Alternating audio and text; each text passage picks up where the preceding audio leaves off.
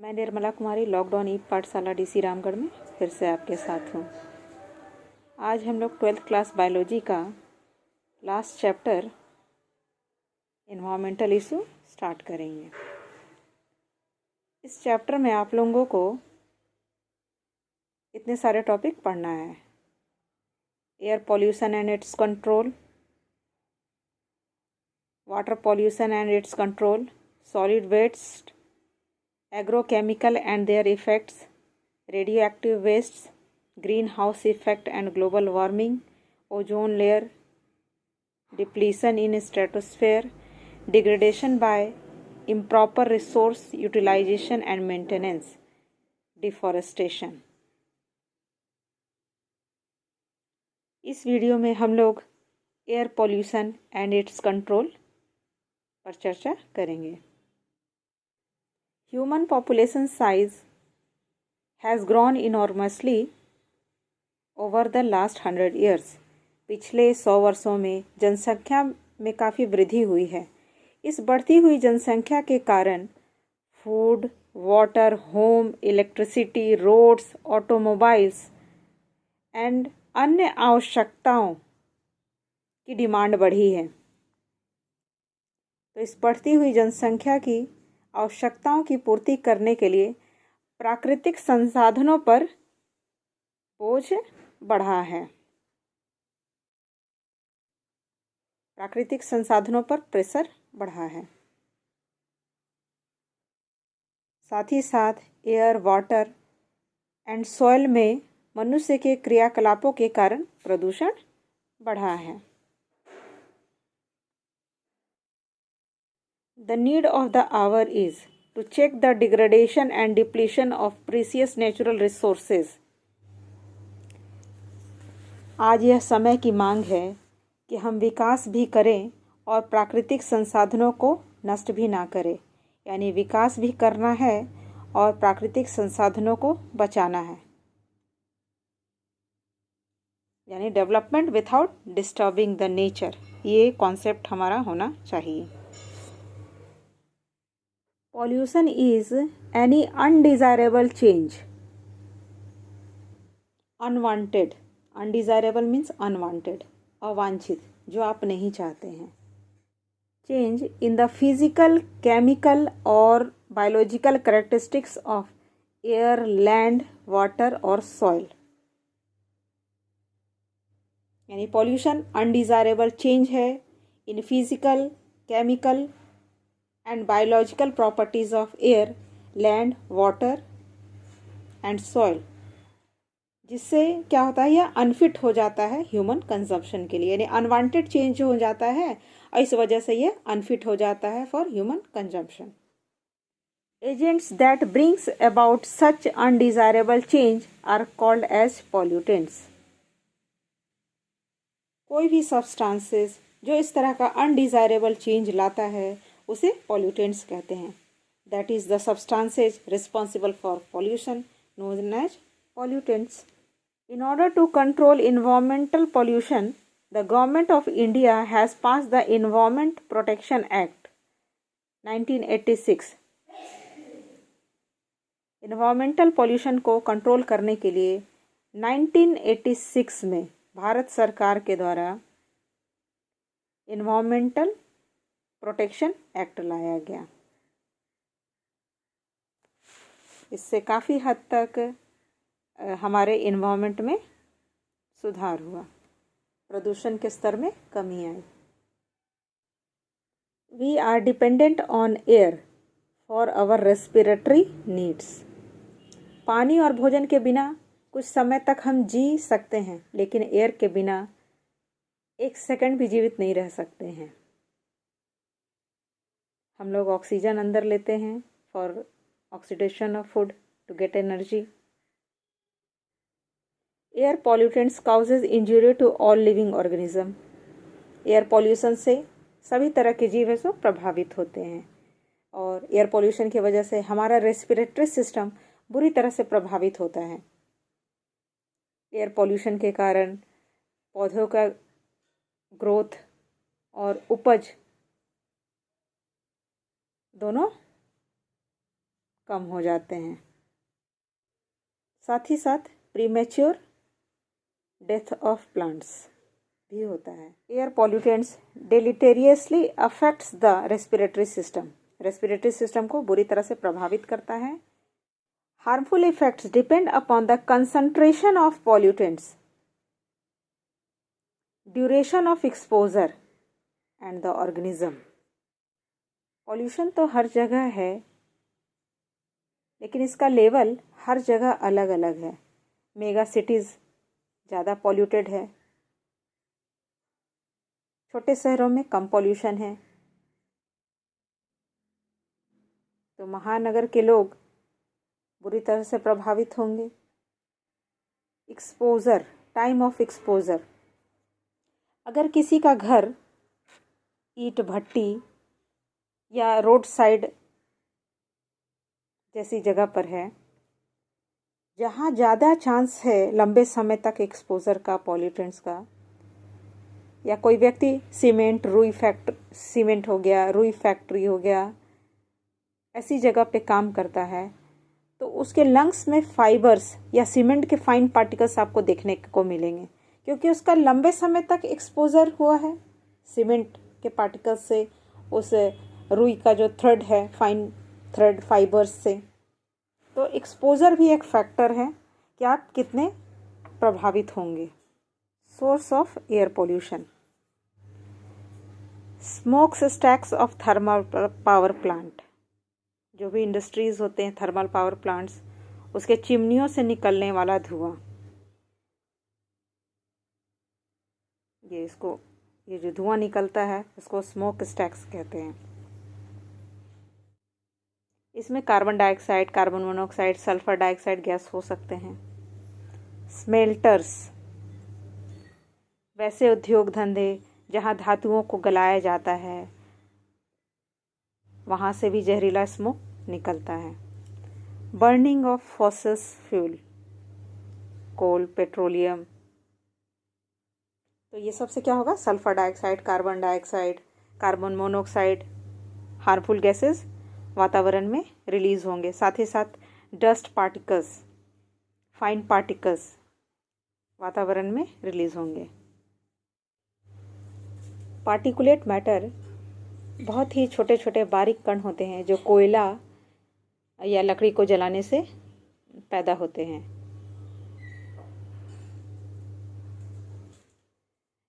According to central pollution control board, central pollution control board, particulate size 2.5 micrometre, particles का size 2.5 micrometre और less in diameter of particulate matter 2.5 responsible for greatest harm to human health. ये जो particles होते हैं, fine particles होते हैं, ये deeply breathe हो जाते हैं और लंग्स में जो होता है एकदम जमा हो जाते हैं, और इस वजह से क्या होता है, सीरियस आपको लंग प्रॉब्लम होता है, ब्रीथिंग प्रॉब्लम होने लगेगा, लंग में इन्फ्लामेशन हो जाएगा, यानी पूरी तरह से ये फाइन पार्टिकल्स बुरी तरह से लंग्स को डैमेज करते हैं। व्हीकल्स मतलब automobiles are the major source of air pollution. Natural ways, प्राकृतिक तरीके, वॉल्केनिक इरप्शन, फॉरेस्ट फायर, धूल भरी आंधी, या कहीं कंस्ट्रक्शन वर्क हो रहा है, तो ये सब जो होता है प्राकृतिक तरीके हैं जिससे एयर पोल्यूशन होता है। Control of air pollution, air pollution को किस तरह से हम कंट्रोल कर सकते हैं। यूज़ ऑफ अनलीड पेट्रोल और डीजल, लीड फ्री पेट्रोल और डीजल यूज़ करना चाहिए। यूज़ ऑफ स्क्रबर, इंडस्ट्रीज़ में स्क्रबर यूज़ करना चाहिए। ये किस तरह से काम करता है इसको समझते हैं। यहाँ से डर्टी एयर पास कराया जाता है जिसमें सल्फर डाइऑक्साइड गैस होता है। ये बहुत खतरनाक एयर पॉल्यूटेंट्स है रिस्पॉन्सिबल फॉर एसिड रेन। आप लोग एसिड रेन के लिए सल्फर डाइऑक्साइड जिम्मेदार होता है। ये H2O के साथ रिएक्शन करके, H2O वातावरण में H2O होता है, उसके साथ रिएक्शन करा करके H2SO4 बना देगा, H2SO4। H2SO4 यानी सल्फ्यूरिक एसिड। तो ये सल्फ्यूरिक एसिड वाटर के साथ पृथ्वी पर आएगा तो जिसको हम लोग एसिड रेन कहते हैं। तो ये काफ़ी खतरनाक होता है। तो यहाँ से डर्टी एयर को पास कराया जाता है जिसमें सल्फर डाइऑक्साइड गैस है। ऊपर से लाइम वाटर का छिड़काव किया जाता है। तो लाइम वाटर में सल्फर डाइऑक्साइड गैस घुल जाती है और क्लीन एयर बाहर निकल जाता है। सल्फर डाइऑक्साइड गैस पास कराया गया, लाइम वाटर का छिड़काव कराया गया, सल्फर डाइऑक्साइड गैस पानी में घुल गई और ये नीचे चले जाती है और क्लीन एयर ऊपर चला जाता है, रिलीज हो जाता है। Use of electrostatic precipitator. Chimney के धुएं में पार्टिकुलेट मैटर होते हैं। तो इस इलेक्ट्रोस्टैटिक प्रेसिपिटेटर की मदद से हम 99% तक पार्टिकुलेट मैटर को कम कर सकते हैं। यह किस प्रकार से वर्क करता है इसको समझने की कोशिश करते हैं। यहाँ से डर्टी एयर पास कराया जाता है। यह आपका नेगेटिवली चार्ज्ड, यहाँ पे वायर लगे रहते हैं, नेगेटिवली चार्ज्ड वायर लगे रहते हैं यहाँ पर। इसमें 1000 वाट से भी ज़्यादा का करंट सप्लाई किया जाता है। तो इस वजह से इस वायर के आसपास हाई इलेक्ट्रॉन डेंसिटी का एरिया बन जाता है। यानी ये आपका वायर है, इसमें 1000 वाट से भी ज़्यादा आप करंट दे रहे हैं तो आसपास जो होता है कि इलेक्ट्रिक फील्ड डेवलप हो जाता है जिसको हम लोग कोरोना कहते हैं। कोरोना, देखिए यहाँ कोरोना लिखा हुआ है, दिस कोरोना। तो ये कोरोना इलेक्ट्रॉन्स को रिलीज करते हैं। ये इलेक्ट्रॉन डस्ट पार्टिकल को अपने से चिपका लेते हैं। तब डस्ट पार्टिकल क्या हो जाता है, नेगेटिवली चार्ज हो जाता है। यहाँ पे जो होता है डस्ट पार्टिकल है वो नेगेटिवली चार्ज हो गया है और इस डस्ट पार्टिकल जो नेगेटिवली चार्ज है उसको इस पॉजिटिव प्लेट पर हम लोग कलेक्ट कर लेते हैं। कलेक्शन प्लेट जिसको कहते हैं, जो ग्राउंडेड होता है। ग्राउंडेड यानी पॉजिटिवली चार्ज।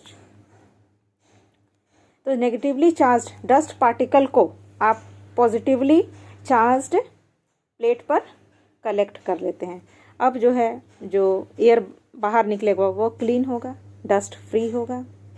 तो इस दौरान हम लोग क्या करते हैं, ये जो डर्टी एयर का वेलोसिटी काफ़ी कम रखते हैं, यानी बहुत स्लो स्पीड के साथ एयर को फ्लो कराते हैं। इस वजह से डस्ट पार्टिकल जो होता है कलेक्ट हो पाए पॉजिटिव प्लेट पर। Use of catalytic converters. हम लोग जानते हैं automobiles are the main cause of air pollution, इसलिए गाड़ियों की समय समय पर सर्विसिंग कराई जानी चाहिए, यानी उनको मेंटेन किया जाना चाहिए। और गाड़ियों में कैटालाइटिक कन्वर्टर लगे होने चाहिए। कैटालाइटिक कन्वर्टर, ये एपरेटस महंगा धातु, काफ़ी कॉस्टली धातु प्लेटिनम,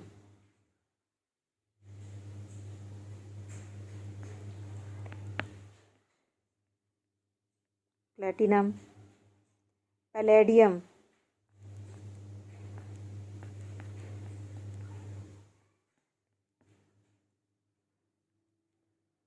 और रोडियम का बना होता है।